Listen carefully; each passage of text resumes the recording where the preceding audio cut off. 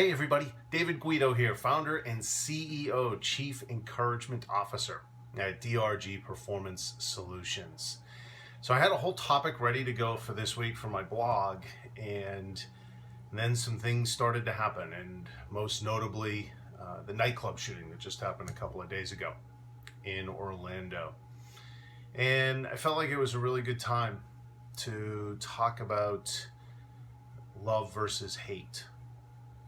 You know, have you ever felt hate? Have you ever had hate felt towards you? And how do you feel when you hate and when that's the emotion that's driving you? Do you feel great? Do you feel uplifted? Do you feel inspired? Do you feel empowered? How do you feel when you realize that somebody has hatred toward you? How does that make you feel? And I get to thinking about that because when the shooting occurred, I started to hate again. Same as the Boston Marathon bombing, same as the school shootings, and so many other things. And then I started just writing notes, just kind of journaling, which I highly recommend. I recommend that you journal. If you're in that spot, you know, like I was there, I was frustrated, I was angry, I was hateful yet again. And I wasn't in a good place. And I started writing down some things to try to inspire me and to try to lift me up. And I thought I would share those. And I thought that I would share those in the hopes that maybe they would help. If not you, if you're in a great place, that maybe you could pass along to somebody and serve them. I feel as though we're at a point now where our anger and our hatred, at least publicly stated, far outweighs our love and kindness far too often. And as we talked about in the blog last week with input, that's all anybody wants to talk about. And so there's this focus on it, on the anger and the hatred, and not the love and the kindness. And so as I was writing these notes, and I came up with these five things, you know, and that I wrote down. It was really kind of a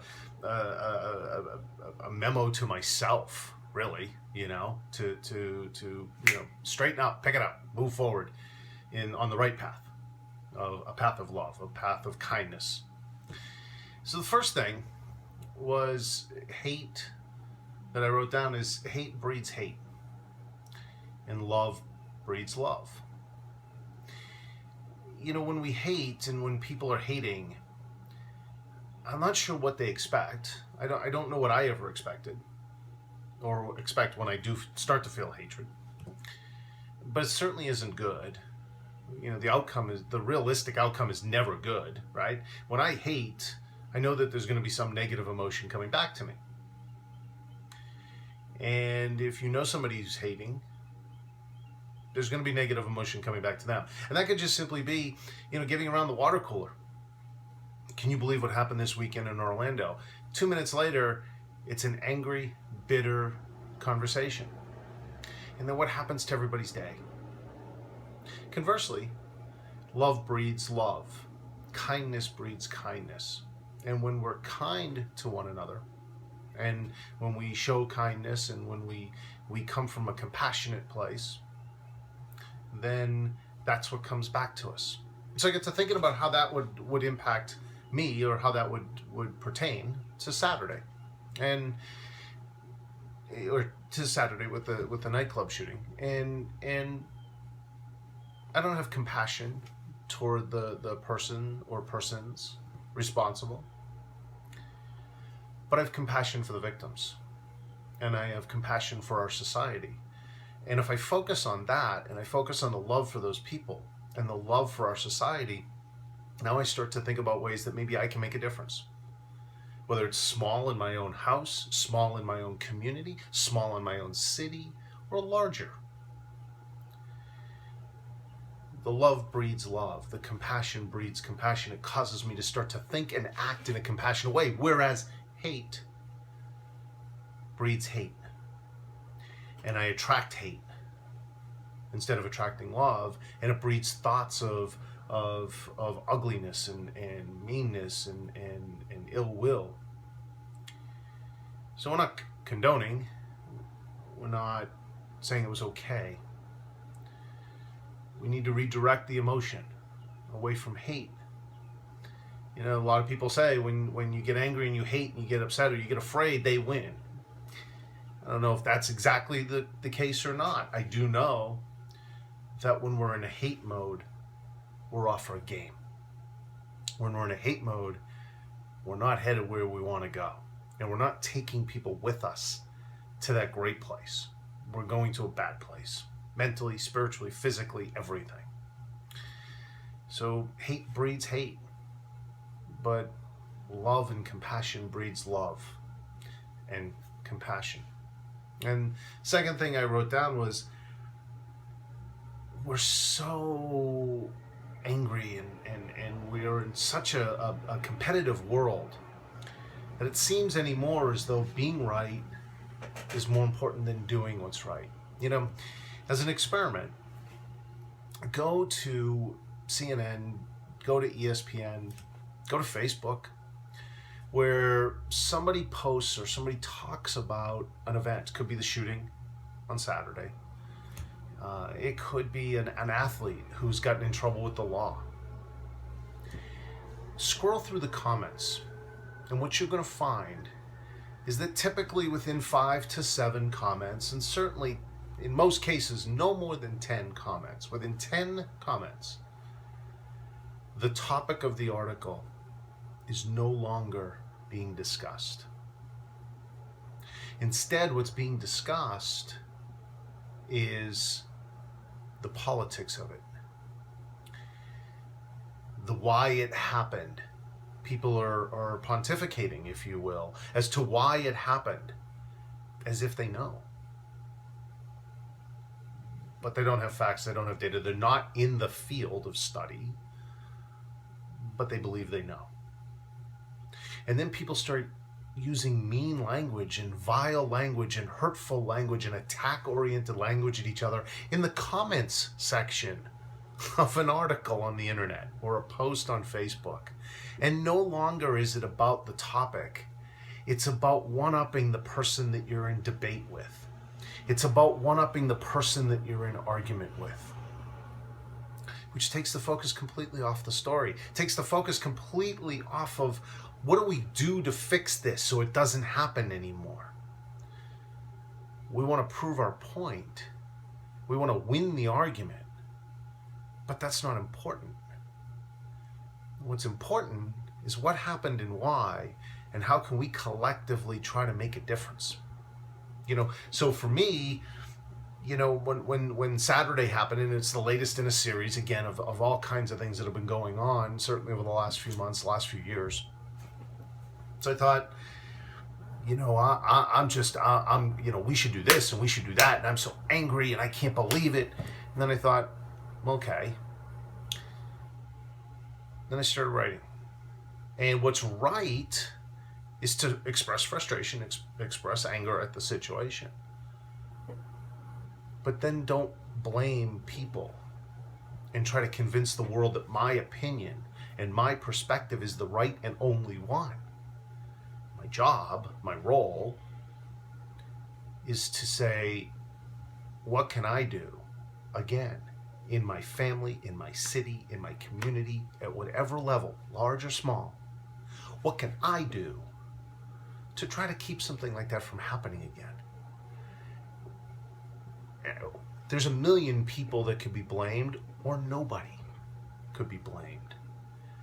Every single person's argument has merit, and every single person's argument is flawed. We need to focus on what's right. We need to stop trying to win the comment fight on Facebook or on CNN.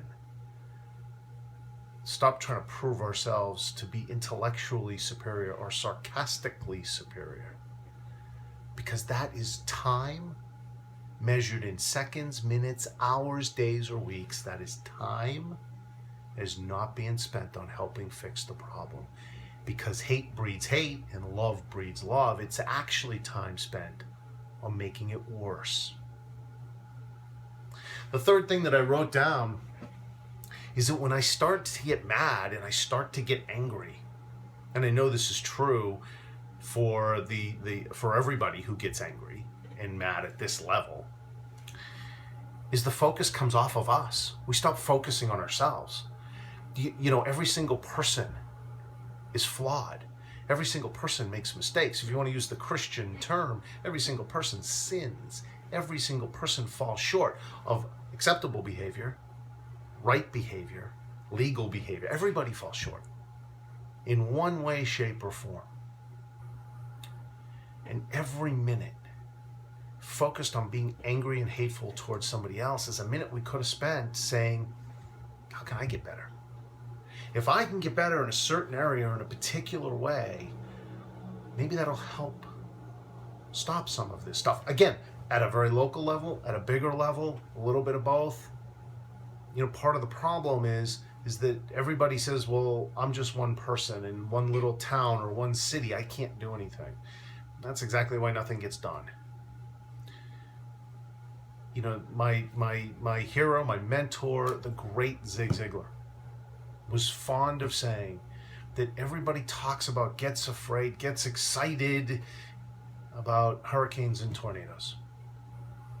And termites do, twice as much, 10 times as much damage? Termites. Per year as hurricanes and tornadoes. And they take little, itty, bitty, tiny bites. All of us should be taking little, itty, bitty, teeny bites toward trying to make things better. Not sit back and say, I can't do it, or if they're not going to do it, I'm not. I'm just going to go ahead and be angry and mad with the rest of them. I'm not going to worry about my flaws or my shortcomings or the things that I can improve on to make my life better, my family's life better, my city's life better, my country's life better. Instead, I'm going to sit back and be mad, and I'm going to sit back and be angry because nobody else is doing anything. Termites, little itty bitty bites, do more damage than these ginormous, big, huge storms every year, and far more damage. Because when you do things a little bit at a time and everybody contributes, and it fosters, right? Fosters contribution. Hate breeds hate. Love breeds love. When people start to contribute, what happens? Other people come along and join them. When nobody contributes and acts mad and lashes out, what does everybody do? They come right along and join. And they lash out and they get angry. The next thing I wrote down was, you get more done when you're not in a place of anger. I lost a couple of hours on Saturday morning, pissed off at what happened in Orlando. And a couple of weeks before that, pissed off. And a couple of weeks before that, pissed off. And I lost all kinds of time. Time that I could have been productive. Time I could have served somebody. Time that I could have helped somebody else. I lost all kinds of time because I was angry.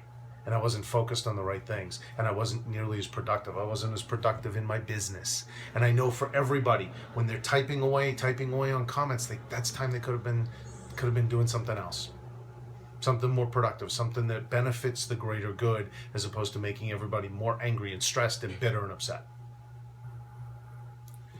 The other thing that I wrote down was, you feel better when you love. Every study says that. When we have feelings of hatred and we have feelings of anger, we're miserable. When we have feelings of love and caring and concern and compassion and we're trying to do the right thing, we're inspired, we're uplifted, we're moved, we're excited. You know, the dopamine and all of those other things start flowing because we feel good. You know, when you go to work in the morning and you're angry, what's that do to your productivity? What's that do to the people around you? What's that do for your work day? Well, when you go to work and you're excited, you're upbeat, and you're positive, and you're focused on being kind and caring and loving, then what? And so, you know, in terms of the nightclub shooting or any of the other events, I thought I could be mad, I could be angry, But all that's going to do is bring me down and bring the others around me down. I'm going to focus on being loving and caring and kind and compassionate and figure out a way to do that to lift everybody back up so that we can continue moving forward. So those are the 5 thoughts that I had. In number 1, hate breeds hate, love breeds love. And I was in this hateful state, and I realized all that's going to do is make other people hateful. I need to love to make other people be loving and compassionate. And the second thing is I wanted to be right. I had all these great solutions, most of which were illegal solutions in that moment of outburst. But it's better to do what's right. And what's right is to do whatever I can through love and compassion and caring and serving to try to prevent that from ever happening again, whether at a really small level, locally, or in my family, or at a bigger level. When I was upset and angry and mad, took the focus off improving me. Took the focus off of me being a better father and a better husband and a better employee to my business and a better servant to all and it took the focus off of how can I love people and care for people better, which will help our society, will offset what's going on. I found myself losing all kinds of time that I could have been productive or serving. So you get more done when you're in a place of loving and caring. You're much more productive. And once I was able to say, you know what, that situation sucked, and I'm mad, I'm angry, I'm pissed, like so many times in the past. But I also know that I need to step it up, and I need to love and serve and care so that I feel better, so that I feel good about myself, so that I'm not angry and bitter and stressed and all those things that take years off of our life and prevent us from being everything that we can be. And I also need to do that for all the people in my world and beyond. I need to impact through love. One last note for leaders. You know, one of the things I've noticed through the political campaigning that's been going on, you know, we take our cues from leaders. Yes, we all have choice. We all have choices. We can all make choices. We can all decide that in the face of everything that's going on, we can go a different direction. Absolutely. But there's a reason why leaders are called leaders, because they bring people to a certain place. And so if you're a leader in business, if you're a leader in politics, lead positively. One of the things that's disturbing is to see our political leaders, from the president all through the candidates, through House and Congress and local politicians, all of their remarks are mean-spirited about other candidates. They're angry, they're mean-spirited, they're bitter. It's not a matter of whether or not they're right or they're true. It's a matter of we take our lead from our leaders. There's too much anger and not enough love. And there's too much anger reported and not enough love reported by our media. And it comes from the leaders. It comes from the leaders, whether it's government, whether it's a company, whether it's in a family, because if you're the leader of your family, that's no different than the president or a senator or a congressman or a congresswoman, or it doesn't matter what you're the leader of. If you're leading from a place of anger and bitterness and mean-spiritedness, then what you should expect is that the people who are following you are going to behave in the exact same way. So get out there, everyone. I understand when situations are difficult. As I said at the beginning of this, I spent the better part of Saturday pissed off. And that's happened a lot lately because there's been so many bad things going on. But I did some journaling, and I highly recommend journaling again, because it always helps you clear your mind. It always helps you get your thoughts down so that you can move forward. And what I wrote down, hate breeds hate, love breeds love. So let's love way more often than we hate. Do what's right. Fight for what's right. Don't fight to win the argument or to be right. Put the focus back on yourself when it comes to flaws and mistakes, and work on yourself. We're all imperfect, and we could all spend more time working on getting to the next level instead of worrying about everybody else. Be more productive by being loving and compassionate, because it inspires you and energizes you. And last but not least, you'll feel great when you're coming from a place of love and compassion. Doesn't mean we ignore what's going on. Again, it doesn't mean we condone what's going on. It doesn't mean we're okay with what happened on Saturday or any other time. What it simply means is that once we have that initial feeling of anger and bitterness and we're upset, and it maybe even depresses us a little, that's all common. It's all good to have those emotions. And it's okay to go through that. But then we need to go to the level of love, because if we don't, the hate's going to continue to breed the hate, and it's going to get worse and worse and worse.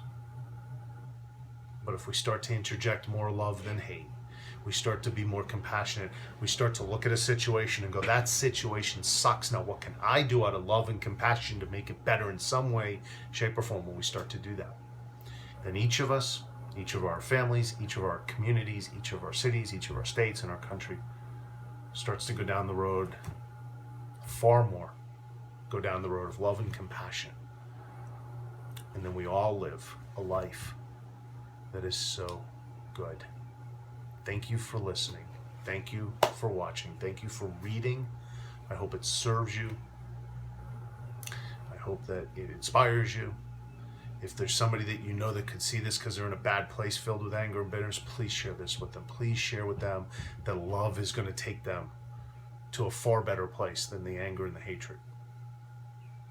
Go out today, discover something new, reach for your stars, and go for it, so that you have the so good life.